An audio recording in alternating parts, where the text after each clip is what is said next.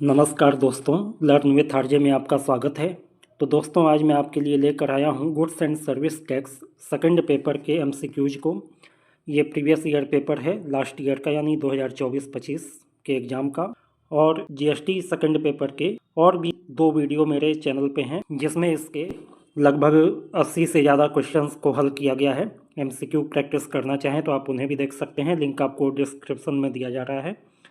और अभी तक एग्ज़ाम में प्रीवियस ईयर से काफ़ी प्रश्न आते रहे हैं, इसलिए यदि इसे आप हल करते हैं तो ये आपके लिए फ़ायदेमंद होगा। आइए शुरू करते हैं। पहला प्रश्न है, input tax credit is the credit available of taxes paid on. Input tax credit निम्नलिखित पर भुगतान किए गए करों पर उपलब्ध क्रेडिट है। इनवर्ड सप्लाई यानी आवक आपूर्ति, आउटवर्ड सप्लाई बाहरी आपूर्ति, export of goods and service यानी वस्तु और सेवाओं का निर्यात, या गुड्स इन ट्रांजिट पारगमन में माल। तो इनपुट टैक्स क्रेडिट जो है, आवक आपूर्ति पर भुगतान किए गए टैक्स के लिए उपलब्ध क्रेडिट को कहा जाता है। ऑप्शन नंबर ए आपका सही होगा, इनवर्ड सप्लाई। जब आप कोई माल खरीदते हैं तो माल आपके गोदाम में आता है, यानी आवक होती है। उसके ऊपर आपने जो टैक्स दिया है, उसी टैक्स की वापसी आपको तब होती है जब गोदाम में आए हुए माल को आप वापस से बेचते हैं। ठीक है, इसलिए ये इनवर्ड सप्लाई सही ऑप्शन होगा। अगला प्रश्न है, input tax credit can not be availed against. Input tax credit का लाभ निम्नलिखित के विरुद्ध नहीं लिया जा सकता है। CGST, SGST, IGST या composition tax paid by the supplier. तो यहाँ पे आपका ऑप्शन नंबर डी सही होगा। कंपोजिशन स्कीम के अंतर्गत इनपुट टैक्स क्रेडिट का लाभ नहीं मिलता है। ठीक है, अगला प्रश्न है, whether definition of input include capital goods. क्या इनपुट की परिभाषा में पूंजीगत माल शामिल है? यस, हाँ, नो, नहीं, सर्टेन कैपिटल गुड्स ओनली, केवल कुछ पूंजीगत वस्तुएं, या fast moving capital goods only, तीव्र गति से चलने वाली पूंजीगत वस्तुएं। तो यहाँ पे आपका ऑप्शन नंबर ए सही होगा कि इनपुट के अंतर्गत कैपिटल गुड्स को भी इंक्लूड किया गया है। ठीक है, अगला प्रश्न देखिए, whether credit on input should be availed based on the receipt of document और रिसिप्ट ऑफ गुड्स।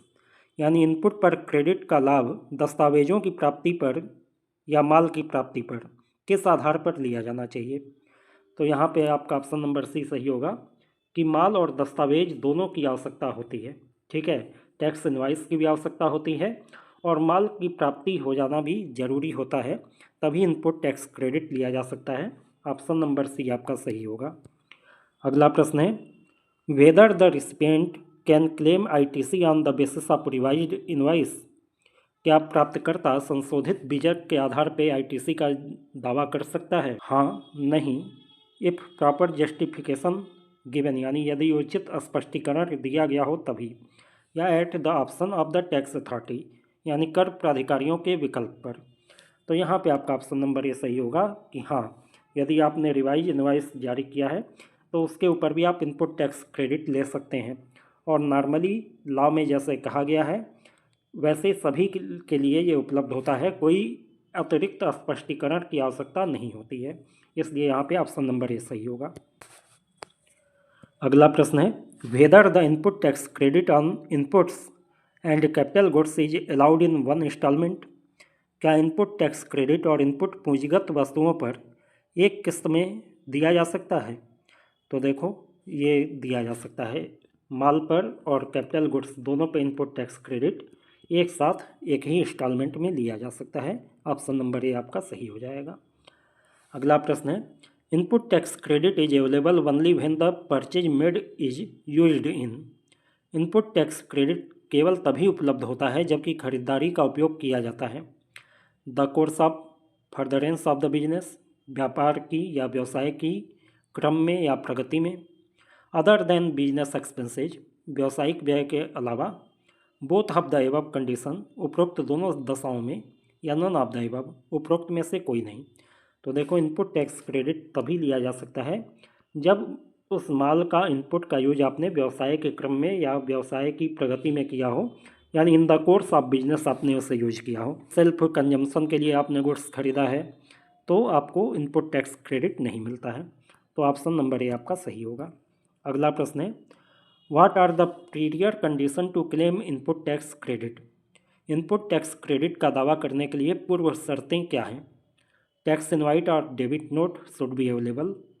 कर बीजक या डेबिट नोट उपलब्ध होना चाहिए, ये कंडीशन तो है ही है, सही है। The person should have received the goods and services. व्यक्ति को माल या सेवाएं प्राप्त होनी चाहिए, ये कंडीशन भी सही है। Tax charge on the purchase has been deposited और paid to the government by the supplier. खरीद पर लगाया गया कर आपूर्तिकर्ता द्वारा सरकार को जमा या भुगतान किया गया हो, ये भी कंडीशन सही है। जब तक सामने वाली पार्टी टैक्स जमा नहीं करेगी आपको इनपुट टैक्स क्रेडिट नहीं मिल पाएगा। तो इस तरीके से उपरोक्त सभी ये तीनों कंडीशन फुलफिल होना जरूरी है। ऑप्शन नंबर डी आपका सही हो जाएगा। ये तीनों पूर्व शर्तें हैं इनपुट टैक्स प्राप्त करने के लिए। अगला प्रश्न है, whether credit on capital goods can be taken immediately on the receipt of the goods. क्या पूंजीगत वस्तुओं का क्रेडिट माल की प्राप्ति के तुरंत बाद लिया जा सकता है? हाँ, नहीं, या after uses of such capital asset, यानी ऐसी पूंजीगत संपत्ति के उपयोग के बाद ही, या the time when asset is capitalize in book, वह समय जब संपत्ति को पुस्तकों में पूंजीकृत किया जा चुका हो। तो यहाँ पे आपका ऑप्शन नंबर ए सही होगा कि पूंजीगत वस्तुओं पर क्रेडिट को माल की प्राप्ति के तुरंत बाद लिया जा सकता है। यस, ठीक है, ऑप्शन नंबर ए आपका सही हो जाएगा। अगला प्रश्न है, आईटीसी एवॉइड द, आईटीसी टालती है कैस्केडिंग इफेक्ट, कैस्केडिंग प्रभाव को, कंप्लायंस बर्डन, अनुपालन के बोझ को, वर्किंग कैपिटल यूजेज, कार्यशील पूंजी के उपयोग को, या डिफिकल्टी इन ऑपरेटिंग बिजनेस, व्यवसाय संचालन में कठिनाई को। यहाँ पे आपका ऑप्शन नंबर ए सही होगा। आईटीसी कैस्केडिंग प्रभाव को टालती है। कैस्केडिंग प्रभाव का मतलब है कि एक ही वस्तु के लिए कई बार कर लगना, यानी एक से ज़्यादा कर लग जाना किसी भी ट्रांजैक्शन में। अगला प्रश्न देखिए, ITC eligible only when it is, ITC तभी पात्र है जब यह credited to the electronic cash ledger, electronic cash ledger में जमा किया गया हो, credited to the electronic credit ledger, electronic credit ledger में जमा किया गया हो, booked in the books of account, लेखा पुस्तकों में दर्ज हो, या ऑल ऑफ द अबव, उपरोक्त सभी। तो देखिए, आईटीसी यानी इनपुट टैक्स क्रेडिट तभी मिल पाता है जब यह इलेक्ट्रॉनिक क्रेडिट लेजर में जमा हो चुका हो, क्रेडिट हो चुका हो। ठीक है, ऑप्शन नंबर बी आपका सही हो जाएगा। अगला प्रश्न है, if the goods are received in the lot और इंस्टॉलमेंट देन, यदि माल लॉट या किस्तों में प्राप्त होता है तो 50% ITC can be taken on receipt of the first installment, balance 50% on the receipt of last installment. पहली किस्त प्राप्त होने पे 50% आईटीसी और अंतिम किस्त प्राप्त होने पे शेष 50% आईटीसी लिया जा सकता है। तो ये बात तो गलत है, ऐसा कोई कंडीशन नहीं होता है। ITC can be availed upon receipt of the last installment, अंतिम किस्त प्राप्त होने पे आईटीसी का लाभ उठाया जा सकता है। तो ये ऑप्शन आपका सही है। सेक्शन 16(2) में ऐसी बात कही गई है कि माल को यदि किस्तों में पहुंचाया गया है तो अंतिम किस्त प्राप्त होने के बाद ही इनपुट टैक्स क्रेडिट का लाभ उठाया जा सकता है। तो यहाँ पे ऑप्शन नंबर बी आपका सही हो जाएगा। ठीक है, बाकी दोनों ऑप्शन भी आप पढ़ लीजिएगा ताकि एग्जाम में कन्फ्यूज ना होने पाए। अगला प्रश्न है, can the recipient avail the input tax credit for the part payment of the amount to the supplier within 180 days. क्या प्राप्तकर्ता 180 दिनों के भीतर आपूर्तिकर्ता को राशि के आंशिक भुगतान के लिए इनपुट टैक्स क्रेडिट का लाभ उठा सकता है? यस, हाँ, नो, नहीं, यस बट प्रोपोर्शनेटली, हाँ लेकिन अनुपातिक रूप से, या not applicable is eligible to claim refund in the respect of export of goods, यानी लागू नहीं, माल के निर्यात के संबंध में रिफंड का दावा करने के लिए पात्र है।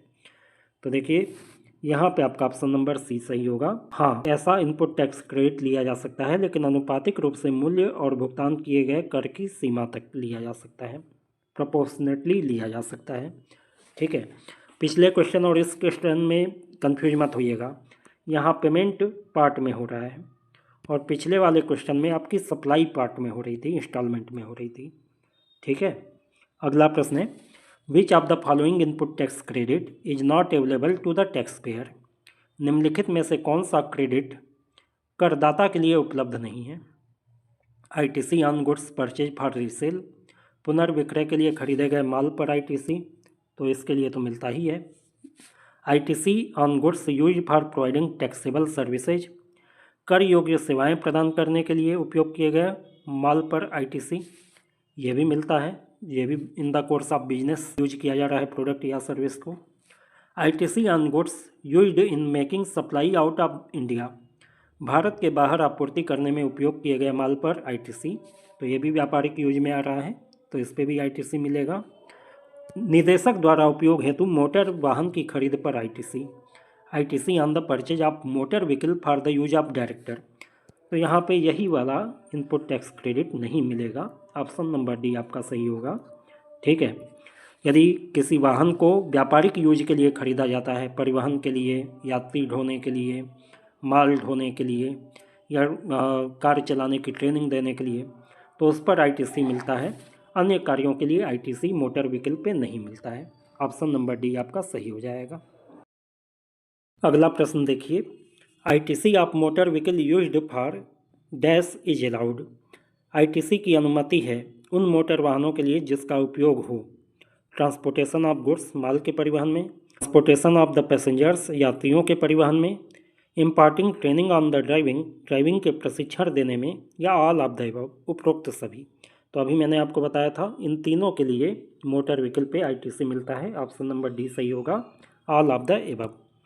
अगला प्रश्न है, maximum time limit for availing ITC as, ITC का लाभ उठाने के लिए अधिकतम समय सीमा क्या है? The date of filing of annual return, यानी वार्षिक रिटर्न दाखिल करने की तिथि। Due date of filing return under section 39 for the month of September, return दाखिल करने के लिए अंतिम तिथि धारा 39 के अनुसार सितंबर माह के लिए। अर्लीस्ट ऑफ एबव टू, उपरोक्त दो में जो पहले हो, या लेटर ऑफ एबव टू, उपरोक्त दो में जो बाद में हो। तो यहाँ पे आपका ऑप्शन नंबर सी सही होगा, उपरोक्त दोनों में जो तिथि पहले होगी उस समय तक आप ITC का फ़ायदा उठा सकते हैं, इसके बाद नहीं उठा सकते हैं। अगला प्रश्न है, ITC on motor vehicle can be claimed by, motor वाहन पे ITC का दावा किया जा सकता है एनी रजिस्टर्ड पर्सन, यानी कोई भी पंजीकृत व्यक्ति, registered person engage in the same line of business, समान व्यवसाय में लगे हुए पंजीकृत व्यक्ति, any registered person engage in the exempted supply, छूट प्राप्त आपूर्ति में लगा कोई भी पंजीकृत व्यक्ति, या एनी ऑफ द एबव, उपरोक्त में से कोई भी। तो देखिए, मोटर वाहन पे ITC का दावा वही व्यक्ति कर सकता है जो समान तरीके के व्यवसाय में लगा है और पंजीकृत है। ऑप्शन नंबर बी आपका सही हो जाएगा, registered person engage in the same line of business. अगला प्रश्न है, person registered under composite scheme can avail ITC on, समग्र योजना के अंतर्गत पंजीकृत व्यक्ति ITC का लाभ उठा सकता है जब सप्लाई इज टैक्सेबल गुड्स और सर्विसेज, कर योग्य वस्तुओं और सेवाओं की आपूर्ति हो, रिसिप्ट ऑफ गुड्स और services on the specific time period, निर्दिष्ट समय अवधि में माल या सेवाओं की प्राप्ति हो, पेमेंट टू द सप्लायर, आपूर्तिकर्ताओं को भुगतान हुआ हो, या नन ऑफ द अबव, उपरोक्त में से कोई नहीं। तो सीधी सी बात है कि कंपोजिशन स्कीम में ITC का लाभ किसी भी तरीके से नहीं मिलता है। ITC कंपोजिशन स्कीम के करदाताओं के लिए उपलब्ध नहीं होता है। ऑप्शन नंबर डी आपका सही हो जाएगा।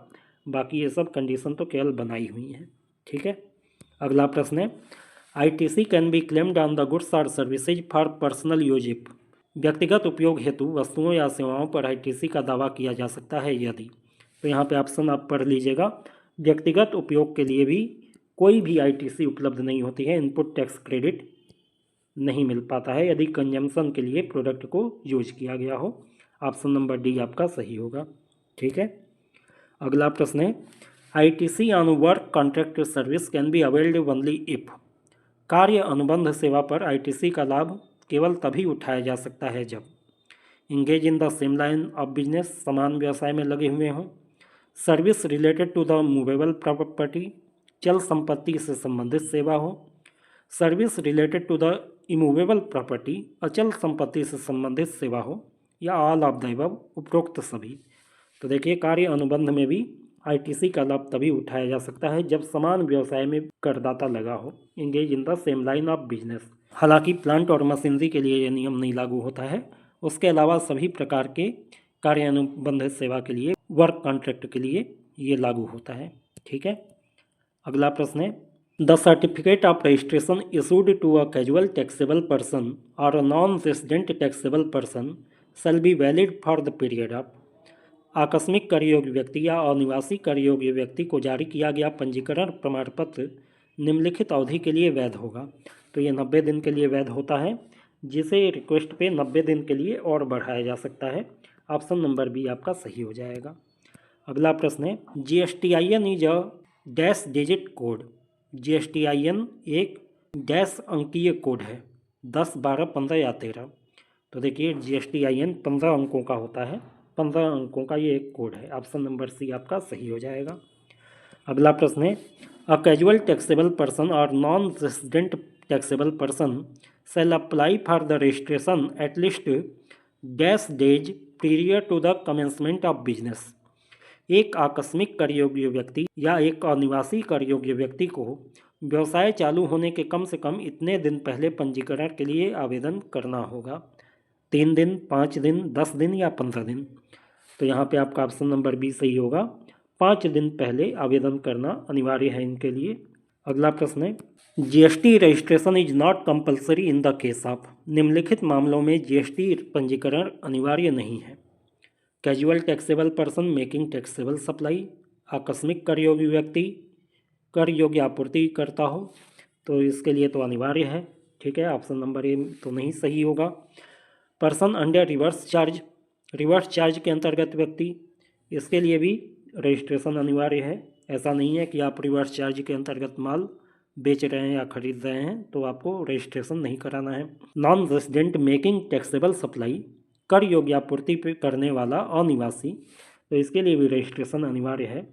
इसलिए आपका ऑप्शन नंबर डी सही होगा कि person dealing with exempt good alone, केवल छूट प्राप्त वस्तुओं का व्यापार करने वाला व्यक्ति, इसके लिए पंजीकरण अनिवार्य नहीं है। यदि आप सारे आइटम ऐसे बेच रहे हैं जो 0 रेटेड सप्लाई है या 0% टैक्स जिस पे है, कर मुक्त है, ऐसे व्यक्ति को रजिस्ट्रेशन की आवश्यकता नहीं होती है। जैसे खुले किराने की दुकानें जो खुले अनाज वगैरह बेचते हैं, उनको रजिस्ट्रेशन की आवश्यकता नहीं होती है। अगला प्रश्न देखिए, इन specified category state GST registration is mandatory if the aggregate turnover in a financial year exceed. निर्दिष्ट श्रेणी के राज्यों में GST पंजीकरण अनिवार्य है यदि एक वित्तीय वर्ष में कुल कारोबार इससे अधिक है। 20 लाख, 20 लाख रुपए, 10 लाख, 10 लाख रुपए, 30 लाख, 30 लाख रुपए या 50 लाख रुपए। तो यहाँ पे आपका ऑप्शन नंबर ए सही हो सकता है यदि केवल गुड्स की बात की गई हो, और यदि गुड्स और सर्विस दोनों की बात की गई है तो यहाँ पे आपका ऑप्शन नंबर बी सही होगा, 10 लाख रुपीज़। ठीक है, जो विशेष श्रेणी के राज्य होते हैं निर्दिष्ट श्रेणी के, उनके लिए लिमिट गुड्स के लिए 20 लाख, सर्विस के लिए 10 लाख है, और नॉर्मल कैटेगरी के राज्यों के लिए केवल गुड्स के लिए सीमा 40 लाख और सर्विस या गुड्स और सर्विस एक साथ प्रोवाइड किए जा रहे हैं तो 20 लाख की सीमा होती है। ठीक है, तो इसके हिसाब से 10 लाख और 20 लाख इन दोनों में कोई एक जवाब होगा, लेकिन इसमें अगले प्रश्न में जो पूछा है उसके हिसाब से यहाँ पे 10 लाख रुपए, ऑप्शन नंबर बी आपका ज़्यादा करेक्ट लग रहा है। ठीक है, अगले प्रश्न में देखिए, GST registration is mandatory if the aggregate turnover in a financial year exceed. यदि किसी वित्तीय वर्ष में कुल कारोबार इससे अधिक है तो GST पंजीकरण अनिवार्य है। 20 लाख, 50 लाख, 75 लाख या 1 करोड़ रुपये। तो यहाँ पे देखिए, यहाँ पे कोई निर्दिष्ट राज्य की बात नहीं की गई है, नॉर्मली पूछा है, तो उसके हिसाब से तो गुड्स के लिए 40 लाख होना चाहिए, और गुड्स और सर्विस यदि कंबाइंड सप्लाई हो रही है तो 20 लाख होना चाहिए। 40 लाख का कोई ऑप्शन नहीं दिया है, तो इसके हिसाब से यहाँ पे ऑप्शन नंबर ए आपका सही होगा, 20 लाख रुपए का। ठीक है, तो यहाँ जब 20 लाख नॉर्मल स्टेट में ले रहे हैं तो यहाँ पर निर्दिष्ट श्रेणी के राज्यों में आपको 10 लाख रुपये का जवाब लगाना पड़ेगा। अगला प्रश्न है, ई कॉमर्स ऑपरेटरों को TCS का रिटर्न जमा करना होता है। E commerce operator should submit return of TCS monthly, मासिक, एवरी 3 मंथ यानी हर 3 महीने पे, एवरी ईयर हर वर्ष, या मंथली एंड एनुअली मासिक और वार्षिक। यहाँ पे आपका ऑप्शन नंबर ए सही होगा कि TCS का रिटर्न मंथली बेसिस पे ई कॉमर्स ऑपरेटर को जमा करना पड़ता है। अगला प्रश्न देखिए, TDS is not allowed in the case of. निम्नलिखित मामलों में टीडीएस की अनुमति नहीं है। अ डिपार्टमेंट और स्टेट गवर्नमेंट, राज्य सरकार का कोई विभाग, लोकल अथॉरिटी यानी स्थानीय प्राधिकारी, गवर्नमेंट एजेंसीज यानी सरकारी एजेंसियां, या ई कॉमर्स ऑपरेटर। तो यहाँ पे आपका ऑप्शन नंबर डी सही होगा, ई कॉमर्स ऑपरेटर। इनके केस में टीडीएस की कोई भी अनुमति नहीं होती है, इनका काम टीसीएस से चलता है, टैक्स कलेक्टेड एट सोर्स। तो इनको टीडीएस से कोई मतलब नहीं होता है। अगला प्रश्न है, registration form for tax deductor under GST is. GST के अंतर्गत कर कटौतीकर्ताओं के लिए पंजीकरण का फॉर्म कौन सा है? GST-REG 01, GST-REG 07, GST-REG 06 या GST-REG 05। तो यहाँ पे आपका ऑप्शन नंबर बी सही होगा, GST-REG 07। ठीक है। अगला प्रश्न देखिए, tax deductor should pay the amount of TDS deducted to the government within. कर कटौतीकर्ता को काटे गए टीडीएस की राशि कब तक के भीतर सरकार को देनी होती है? 10 डेज ऑफ नेक्स्ट मंथ यानी अगले महीने के 10 दिन, 10 डेज ऑफ मेकिंग डिडक्शन कटौती करने के 10 दिनों के अंदर, last 10 days of the month महीने के अंतिम 10 दिन, या लास्ट डे ऑफ मंथ महीने के अंतिम दिन। तो देखिए, टीडीएस की राशि को जिस महीने के लिए टीडीएस काटा गया है उसके अगले महीने की 10 तारीख तक जमा करना होता है। ऑप्शन नंबर ए आपका सही होगा। अगला प्रश्न है, TDS provision is applicable only when the total value of supply under a contract exceed. TDS का प्रावधान केवल तभी लागू होता है जब किसी अनुबंध के तहत आपूर्ति का कुल मूल्य निम्न से ज़्यादा हो, 1 लाख, 1.5 लाख, 2 लाख या 2.5 लाख। तो यहाँ पे आपका सही जवाब होगा 2.5 लाख रुपये। 2.5 लाख रुपये तक यदि कोई अनुबंध के तहत आपूर्ति की जा रही है तो कोई टीडीएस नहीं कटेगा, लेकिन 2.5 लाख के ऊपर जैसे ही अमाउंट आता है तो टीडीएस काटना अनिवार्य हो जाता है। अगला प्रश्न है, the eligible input tax will be automatically credited to the. पात्र इनपुट कर स्वचालित रूप से किस खाते में जमा किया जाता है? तो यहाँ पे आपका ऑप्शन नंबर ए सही होगा, electronic credit laser.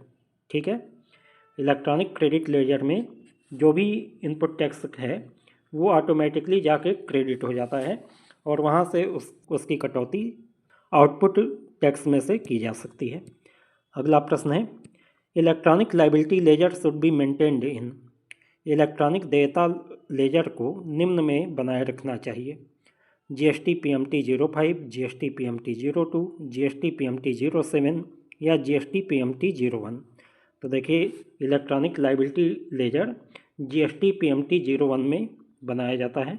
Option number D आपका सही हो जाएगा। अगला प्रश्न है, electronic credit laser should be maintained in. Electronic credit laser का रख रखाव किया जाना चाहिए, GST PMT 05, GST PMT 02, GST PMT 07 या GST PMT 01। तो यहाँ पे आपका ऑप्शन नंबर बी सही होगा, GST PMT 02। अगला प्रश्न है, electronic cash laser should be maintained in. Electronic cash laser का रखरखाव किस में किया जाना चाहिए, GST PMT 05, GST PMT 02, GST PMT 01 या GST PMT 07। तो यहाँ पे आपका ऑप्शन नंबर ए सही होगा कि electronic cash laser GST PMT 05 में मेंटेन किया जाता है। अगला प्रश्न देखिए, GST tax payment of over dash should be made only through the banking channel only. इतने से अधिक GST कर का भुगतान केवल बैंकिंग चैनल के माध्यम से किया जाना चाहिए, 50,000 रुपये, 10,000 रुपये, 25,000 रुपये या 20,000 रुपये। तो यहाँ पे आपका ऑप्शन नंबर बी सही होगा, 10,000 से अधिक का कोई भी टैक्स यदि आपका GST का बनता है तो उसका भुगतान बैंकिंग चैनल के माध्यम से किया जाना अनिवार्य है। अगला प्रश्न है, the time limit to file credit note is earlier of the annual return filing date. और क्रेडिट नोट दाखिल करने की समय सीमा दो में से जो पहले हो, वार्षिक रिटर्न दाखिल करने की तिथि, अथवा यहाँ पे ये पूछ रहा है कि निम्न तिथि और वार्षिक रिटर्न दाखिल करने की अंतिम तिथि दोनों में जो पहले होगा उस समय आपको क्रेडिट नोट दाखिल करना होता है। तो ये डेट कौन सी सही है जिसके अंतर्गत ये काम करना होता है? तो 30 सितंबर। ऑप्शन नंबर बी आपका सही हो जाएगा। अगला प्रश्न है, When the amount payable increases due to extra delivery of goods or higher rate to be charged, the seller should issue what to the purchaser. जब माल की अतिरिक्त डिलीवरी या अधिक दर वसूले जाने के कारण देय राशि बढ़ जाती है तो विक्रेता को क्रेता को क्या जारी करना चाहिए? डेबिट नोट, क्रेडिट नोट, संशोधित चालान, रिफंड वाउचर। तो यहाँ पे आपका ऑप्शन नंबर ए सही होगा, डेबिट नोट। डेबिट नोट क्यों करना चाहिए? क्योंकि यहाँ पे कह रहा है कि अमाउंट पेबल इंक्रीज कर रहा है, यानी हमने कम पैसा पाया है सामने वाले से, उससे अभी हमें और पैसा पाना पड़ेगा, वो चाहे एक्स्ट्रा डिलीवरी की वजह से हो गया हो या रेट हाई हो जाने की वजह से हुआ हो। तो सेलर जो है परचेजर को क्या भेजेगा? डेबिट नोट भेजेगा, यानी वो परचेजर को डेबिट करेगा अपने बुक्स ऑफ अकाउंट में। ठीक है, ऑप्शन नंबर ए आपका सही होगा।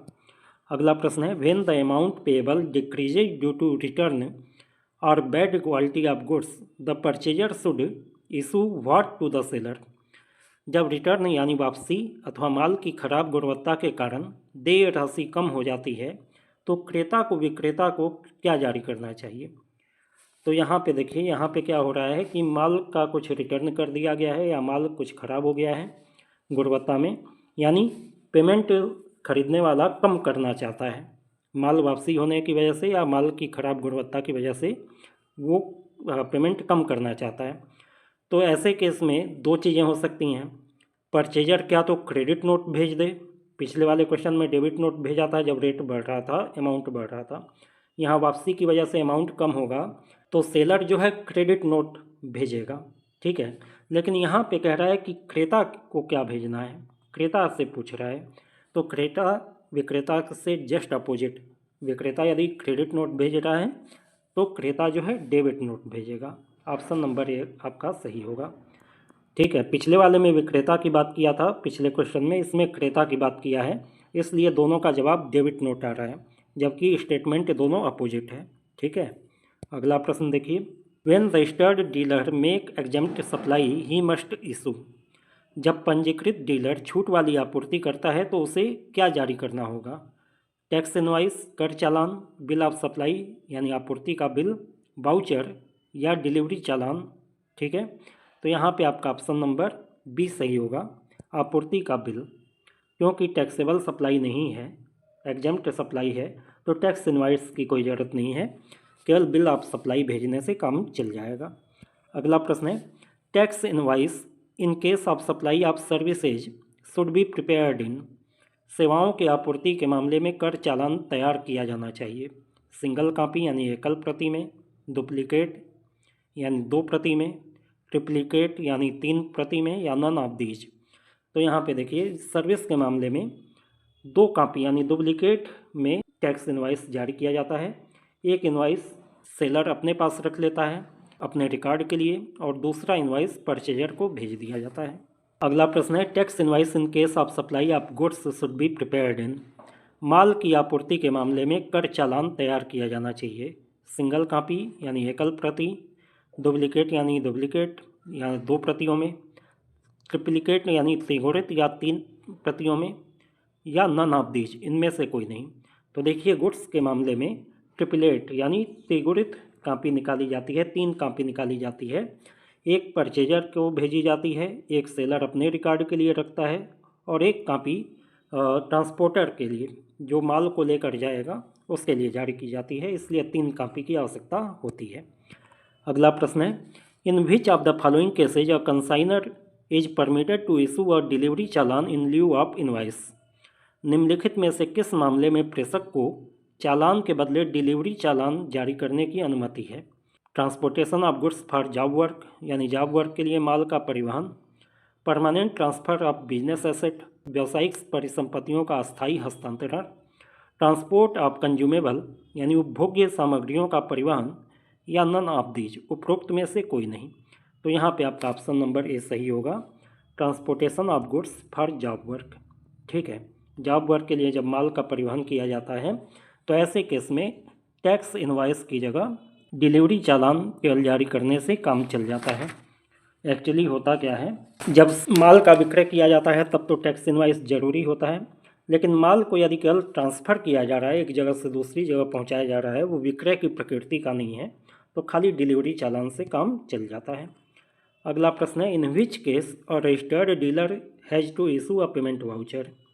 किस मामले में पंजीकृत डीलर को भुगतान वाउचर जारी करना होगा? Reverse charge, casual taxable person यानी आकस्मिक कर योग्य व्यक्ति, एक्सपोर्ट या कंपोजिशन डीलर्स। तो देखिए, भुगतान वाउचर यानी payment voucher reverse charge basis पे जब माल खरीदा जाता है तब जारी करना पड़ता है, ठीक है, क्योंकि टैक्स इनवाइस तो इसमें लगेगा नहीं, इसलिए नहीं लगेगा कि टैक्स जो है खरीदने वाले को देना नहीं है, रिवर्स चार्ज पे टैक्स चार्ज होगा। तो ऐसे केस में भुगतान वाउचर की आवश्यकता पड़ती है ताकि ये प्रूफ किया जा सके कि माल की सप्लाई हुई है और उसका भुगतान प्राप्त किया गया है, तो रिवर्स चार्ज में ये लगता है। अगला प्रश्न है, a registered person shall not be entitled to take input tax credit after dash of the issue of invoice.